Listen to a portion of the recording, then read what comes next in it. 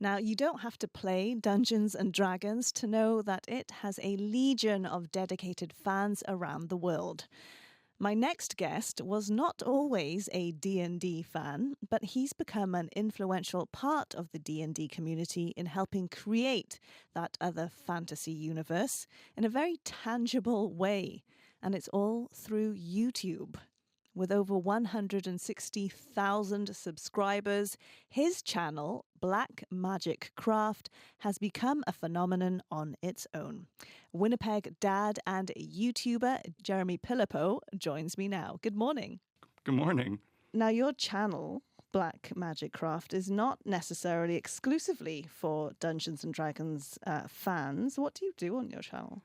Essentially, what it comes down to is I'm like a crafty mom on YouTube. It just happens that what I craft is usually a lot darker and more sinister and creepy and weird and has to do with dragons and fantasy elements. But essentially, I'm a do-it-yourself builder or a maker. So for people who aren't that familiar with Dungeons and Dragons, like we've all heard of it, Yeah. How does this element of making models add to the game? Essentially, it's important to know that you can play this game without them. You can play it just by talking. But most people have a difficult time conceptualizing a three-dimensional space based on description alone. Now take that difficulty and multiply it across 6 people sitting at a table. If one person running the game is describing the scenario you're in, each person at that table is probably picturing it slightly differently. And because the game has rules that are tied to physical placement, distance, movement, everybody actually should be on the same page. Having these physical elements is just a way to solidify everyone's imagination and just makes it look nicer. And I think it breaks down some of those barriers of somebody who's maybe feeling a little bit reluctant or shy. When they sit down and they see this stuff, it's almost distracting and, oh, this is cool. It sets the tone. It sets the atmosphere. It just makes people more excited and comfortable. You haven't always been a D&D fan. How did you get into this? No. Up until very recently, it was something that didn't interest me whatsoever. Of course, I knew that it existed. Maybe approaching 5 years ago, a friend's wife became interested in running a game, and she asked if we would play. And I was very reluctant to do so. I really didn't have a lot of interest in it, and I had a lot of preconceived notions about it, and I think a lot of bias towards the game. And I just really was kind of nervous to even get into it.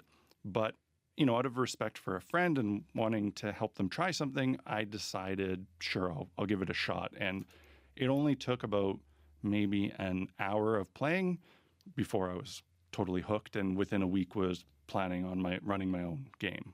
So how do we get from that moment where you got hooked into the game to now when you're doing this YouTube channel, creating these models?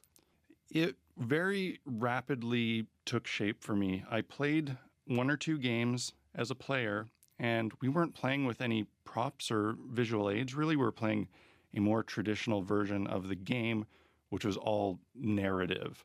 And I knew that immediately, even though I enjoyed this game, I'm a visual person. Having a background in construction, I work, I think, in a visual space, and I knew that I wanted something more tangible that I could feel and touch to enjoy the game more. So I looked it up online. I turned to YouTube, and I found people that were doing the kind of content that I'm doing now at the time, and it was super inspiring, and I immediately jumped on making stuff.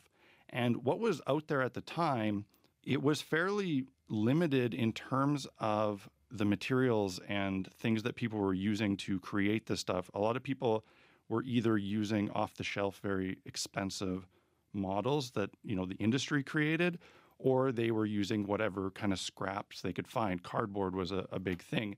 And me having a background in construction, I had this knowledge base of a lot of other building materials that people might not have thought of. So I quickly turned to what was comfortable for me. I grabbed stuff out of my truck, out of my shed, stole from job sites that were left over, went to Home Depot, and I started creating my own style and techniques. And I joined a community on Facebook, and I wanted to share that with people. And the first couple of videos I made were really intended just to share some ideas with a group of people in a Facebook group that was under 2,000 people. That's where it started. That's why I did it. It was literally just to tell my buddies how I was doing something because it was easier to show them in video than in a few pictures. So a few buddies, now over 160,000 subscribers. Why do you think your videos are so popular? I think what I'm doing is probably more interesting to somebody who only has a passing interest. It's one thing to watch somebody talk about the game, how to play it, theorize. It's another thing just to see somebody build something cool. And I get a lot of viewers that I know have zero interest in the game. They just like seeing people build things. Well, that's part of, I think, what is attractive about your YouTube videos is that it's fun and you're funny and talking about, yeah, this might be a success, it might be a failure, and that seems to be okay in this kind of hobby. Yeah, and I would say that may be one of the things that sets my channel apart from a lot of contemporaries or other makers, not just gaming people, but just makers in general, highly edit their work. And it's always perfect. And you know that if something went wrong, they just rebuilt it. And I've heard of that happening. People spend 60 hours filming a project and something goes wrong. All that footage is scrapped. They start again until they get it right. And I did that to a degree in the beginning because I was self-conscious of my work. But after a while, I realized that there was way more value in showing the failure and the struggles and the experimentation. And I think that was the magical moment where I went from just being another maker or another person in this niche to being the guy, because it really resonated with people instantly. And I heard that from viewers instantly because they'll tell you when things are good or bad. People are not shy in the YouTube comments. And when people tell you over and over again that they love that aspect of it, you go with it. And that's what I did, to the point where it almost became the main feature of the channel. Did you ever imagine when you were a contractor and building actual real houses that you would become a YouTuber? Because this is your full-time job now. No, yeah, this is my full-time job. I bet the farm on it. It's not something I ever expected. As a contractor, I had lofty goals of becoming a successful musician. That was my side thing. That's what I did. And that is not an easy industry to make it in. And I didn't. And then I started this organically. And I think that was the magic ingredient, is that I started it organically without an intention of it being successful. And it wasn't until it started to seem successful that I doubled down and went from there. But no, I didn't expect it. And I guarantee the people I was working with at the time didn't expect it either. They thought I was crazy. And now what are they thinking? I don't know, but not my problem. What is it about this whole idea of disappearing into a different fantasy world that is so attractive to adults? I think it's just this, we grow up and we forget how to play. There's this notion that play is for children, but imagination and flexing those parts of your brain is a really human thing. It's really, really important. And when we grow up, we lose it. We get committed to our careers, our families, and we write off play. And I think even the average family who sits down for board game night knows this intuitively, and they recognize the inherent value in playing a game with people face to face, other humans you care about, no screens, no distractions, just playing a game. And that's kind of at the foundation of this hobby. But there is this other element to it, this other level of role playing and imagination. And I think it's very liberating for people once they're willing to give it a try. It lets them kind of shed all the nonsense of the world and also break down all their own barriers. And just it's very freeing to make believe and pretend and not be too cool or ashamed to do it.